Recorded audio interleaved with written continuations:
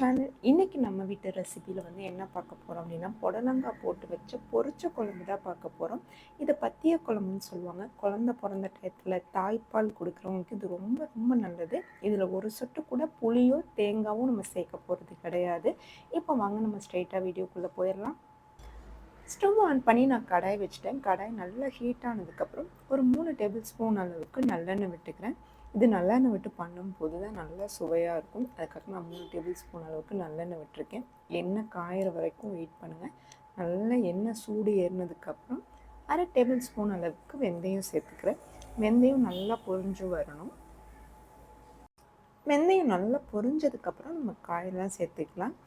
ஒரு பொடி அளவுக்கு சின்ன வெங்காயத்தை 1-2 கட் பண்ணி வச்சுருக்கேன். கண்டிப்பாக சின்ன வெங்காயம் சேர்த்து பண்ணுங்கள். ஒரு தக்காளியை குட்டி குட்டி பீஸஸாக கட் பண்ணி வச்சுருக்கேன், அதையும் சேர்த்துக்கலாம். நம்ம இதில் ஒரு சொட்டு கூட புளி சேர்க்காததுனால கொஞ்சம் பெரிய சைஸ் தக்காளியை பார்த்து எடுத்துக்கோங்க. அதுக்கப்புறம் கொஞ்சமாக கருவேப்பிலை சேர்த்துருக்கேன். வெங்காயம் தக்காளி கூடவே காய் சேர்த்துடலாம். நான் இன்றைக்கி முருங்கைக்காய், உருளைக்கிழங்கு, புடலங்காய் எடுத்திருக்கேன். புடலங்காயோட குவான்டிட்டி தான் உங்களுக்கு அதிகமாக இருக்கணும் குழம்புல. உருளைக்கிழங்கும் முருங்கைக்காயும் சேர்க்கும்போது குழம்பு நல்ல வாசனையாக இருக்கும். ஒரு புடி சாதம் கூடவே சாப்பிடலாம், அந்தளவுக்கு சுவையாக இருக்கும். குழந்தை பிறந்த டயத்துலலாம் ஃபஸ்ட்டு ஒரு 16 நாள் இந்த குழம்பு அடிக்கடி செஞ்சு கொடுப்பாங்க. இந்த பத்திய குழம்பு தாய்ப்பால் பத்தாதவங்களுக்கு கூட இந்த மாதிரி பொரிச்ச குழம்பு புடலங்காய் போட்டு அடிக்கடி செஞ்சு கொடுத்தா நமக்கு தாய்ப்பால் நல்லா சுரக்க ஆரம்பிச்சிடும். நம்ம காயெல்லாம் சேர்த்ததுக்கப்புறம் ஒரு 3 நிமிஷம் நல்லா வதக்கிட்டு அப்படியே மூடி வச்சுருங்க. ஒரு 2 நிமிஷம் கழித்து இப்போ ஓப்பன் பண்ணியாச்சு. காயெல்லாம் ஒரு 3/4 பதத்துக்கு நல்லா வெந்து வந்துடுச்சு. இந்த அளவுக்கு வெந்து வந்திருக்கணும் அந்த எண்ணெயிலேயே. இப்போ குழம்புக்கு தேவையான அளவுக்கு மசாலா சேர்த்தலாம். ஒரு பெரிய டேபிள் ஸ்பூனால் 1 ஸ்பூன் அளவுக்கு தனியாத்தூள் சேர்த்துருக்கேன். 1 டேபிள் ஸ்பூன் அளவுக்கு வீட்டு மிளகாய் தூள் சேர்த்துருக்கேன். அடுத்தது 1/4 டீஸ்பூன் அளவுக்கு மஞ்சத்தூள் சேர்த்துக்கலாம். இதில் ரொம்ப சிம்பிளான மசாலா தான் சேர்க்க போகிறோம். மிளகாய்த்தூள் தனியாத்தூள் மட்டும் தான் சேர்க்க போகிறோம். இப்போ எல்லாம் சேர்த்ததுக்கப்புறம் இதை நல்லா மிக்ஸ் பண்ணி விட்டுருங்க.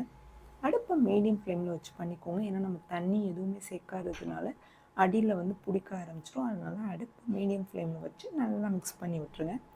இப்போ குழம்புக்கு தேவையான அளவுக்கு தண்ணி சேர்த்துக்கலாம். நான் இன்றைக்கி 2 கப் அளவுக்கு தண்ணி சேர்த்துருக்கேன். நம்மளுக்கு எண்ணெயிலே நல்லா காய் வெந்துருச்சு. ஒரு 3/4 பதத்துக்கு நம்ம போட்டிருக்க மசாலாவோட பச்சை வாசனை மட்டும் போனால் போதும். அந்த அளவுக்கு கொதிச்சு வந்தால் நமக்கு கரெக்டாக இருக்கும். தண்ணி சேர்த்ததுக்கப்புறம் கரண்டி வச்சு நல்லா மிக்ஸ் பண்ணி விட்டுருங்க. அடுத்தது குழம்புக்கு தேவையான அளவுக்கு கல் உப்பு சேர்த்துருக்கேன். உப்பு பார்த்து போட்டுக்கோங்க. ஏன்னா புடலங்காவுக்கு உப்பு தாங்காது. எல்லா உப்பையும் புடலங்காய் எடுக்க ஆரம்பிச்சிடும். அப்புறம் புடலங்காயில் ரொம்ப உப்பு தெரியும். அதனால் உப்பு கம்மியாகவே போட்டுக்கோங்க. உப்பு போட்டு எல்லாத்தையும் கிளறி விட்டுட்டு ஒரு 2 நிமிஷம் மூடி வச்சுருங்க. இப்போது 2 நிமிஷம் ஆயிடுச்சு. இப்போ ஓப்பன் பண்ணி ஒரு கிளறு மட்டும் கிளறி விட்டுக்கோங்க.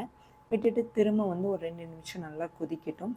பார்த்தாலே தெரியும் உங்களுக்கு எண்ணெயெல்லாம் பிரிஞ்சு வர ஆரம்பிச்சிருச்சு. இந்த மாதிரி நம்ம ஊற்றின எண்ணெயெல்லாம் பிரிஞ்சு மேலே மிதந்து வரணும்.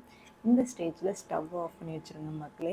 அவ்வளோதான். ஒரு சூப்பரான ஒரு சொட்டுக்குள்ளே தேங்காவோ சேர்க்காத ஒரு சூப்பரான ஆரோக்கியமான புடலங்காய் பொரிச்ச குழம்பு ரெடி.